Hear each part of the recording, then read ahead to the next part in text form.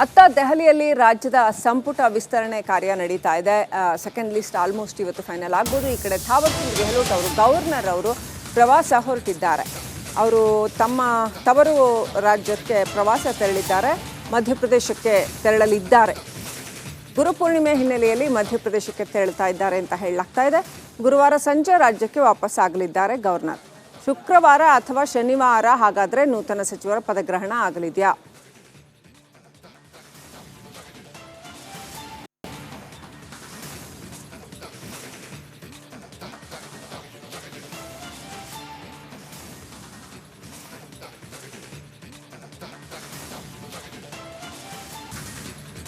ಅತ್ತ ದೆಹಲಿಯಲ್ಲಿ ರಾಜ್ಯದ ಸಂಪುಟ ವಿಸ್ತರಣೆ ಕಾರ್ಯ ನಡೀತಾ ಇದೆ. ಸೆಕೆಂಡ್ ಲಿಸ್ಟ್ ಆಲ್ಮೋಸ್ಟ್ ಇವತ್ತು ಫೈನಲ್ ಆಗ್ಬೋದು. ಈ ಕಡೆ ಥಾವರ್ ಚಂದ್ ಗೆಹ್ಲೋಟ್ ಅವರು ಗವರ್ನರ್ ಅವರು ಪ್ರವಾಸ ಹೊರಟಿದ್ದಾರೆ.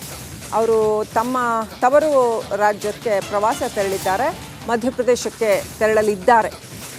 ಗುರುಪೂರ್ಣಿಮೆ ಹಿನ್ನೆಲೆಯಲ್ಲಿ ಮಧ್ಯಪ್ರದೇಶಕ್ಕೆ ತೆರಳುತ್ತಾ ಇದ್ದಾರೆ ಅಂತ ಹೇಳಲಾಗ್ತಾ ಇದೆ. ಗುರುವಾರ ಸಂಜೆ ರಾಜ್ಯಕ್ಕೆ ವಾಪಸ್ ಆಗಲಿದ್ದಾರೆ ಗವರ್ನರ್. ಶುಕ್ರವಾರ ಅಥವಾ ಶನಿವಾರ ಹಾಗಾದರೆ ನೂತನ ಸಚಿವರ ಪದಗ್ರಹಣ ಆಗಲಿದೆಯಾ?